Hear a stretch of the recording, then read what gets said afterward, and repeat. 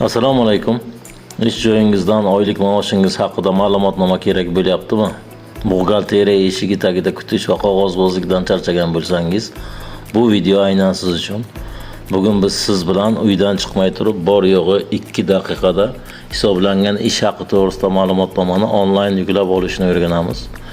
Video oxirida esa bu hujjatni qanday qilib haqiqiyligini tekshirish mumkinligini ham aytib o'taman. Tayyor bo'lsangiz boshladik. Birinchi navbatda odatdagidek MyGo.uz ilovasiga o'tamiz. Ro'yxatdan o'tgan bo'lishingiz lozim. Ro'yxatdan o'tmagan bo'lsangiz bu bo'yicha video yo'riqnoma kanalimizda mavjud. Shu video yo'riqnoma yordamida ro'yxatdan o'tgandan so'ng jarayon davom etsangiz bo'ladi. Oson varianti xizmat nomini kiritish ustuni orqali aynan xizmat nomiga lotin alifbosida ish deb yozamiz va bizga chiqqan o'yinada hisoblangan ish haqqi ma'lumotlari degan xizmat chiqadi. Aynan shu xizmat orqali o'tamiz. Xizmat bepul amalga oshiriladi. Avtomatik tarzda arizani yuborishingiz bilan PDF variantini yuklab beradi. Xizmatni olish uchun hech qanday hujjat talab qilinmaydi. Jarayonni xizmatdan foydalanish qilib davom etamiz. Xo'sh, eng muhim joyi aynan bizda ma'lumotlarimizni avtomatik tortgandan so'ng ma'lumotnomani qaysi davr uchun kerakligini tanlash lozim bo'ladi. Masalan, oxirgi 12 oy yoki joriy yil uchun yoki 36 oy, 48 oy uchun. Demak, so'ralgan taqdirda o'sha tegishli tanlov uchun qo'yilgan ustunni tanlab, demak, yuklab olishingiz mumkin bo'ladi. Tanlangan muddat uchun ma'lumotnoma olish ustunini tanladik va bu yerda bizga 12 oy, 24 oy, 36 oy va 48 oygacha bo'lgan oraliqdagi ish haqqimizni yuklab berish imkoniyati mavjud. Aynan zarurini tanlab jarayon davom etamiz. Ma'lumotnomani qaysi tilda olish imkoniyati yaratilgan, demak, o'zbekcha, lotincha, o'zbekcha, kirilcha, rus tilida va ingliz tilida. Hozirgi holatda demak o'zbek lotinini tanlash qilib arifmetik amalni bajaramiz. Demak, foydalanish qilib davom etamiz va bu yerda ma'lumotlarimizni avtomatik elektron ko'rinishini ham aks ettiradi. Bizga ma'lumotnomani o'zi kerak, tegishli idoraga taqdim qilish uchun shu bo'lgan holatlarda yuklab olish tugmasini bosamiz.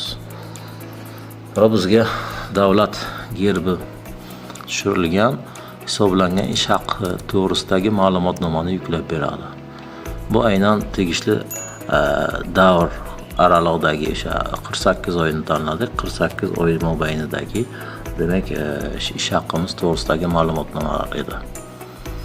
Demak, endilikda tanlangan yil uchun aynan alohida yilni tanlab, demak, ish haqqini ma'lumotnomasini ham olish imkoniyati yaratilgan. 24-yilni tanladik, tilni tanladik va shuningdek bu yerda arifmetik amalni bajaramiz va foydalanish qilib bunda ham xuddi shunday tartibda yuklab olish imkoniyati mavjud. Aynan 24-yilga nisbatan bizga hisoblangan ish haqqini yuklab beradi. Buni qanday qilib yuklab olamiz? Yuqori ustunda strelkacha to'xtabdi. Aynan shu strelka orqali, demak, Telegram tarmog'i orqali PDF-ni tegishli tartibda biror yerga yuborishingiz va foydalanishingiz mumkin bo'ladi.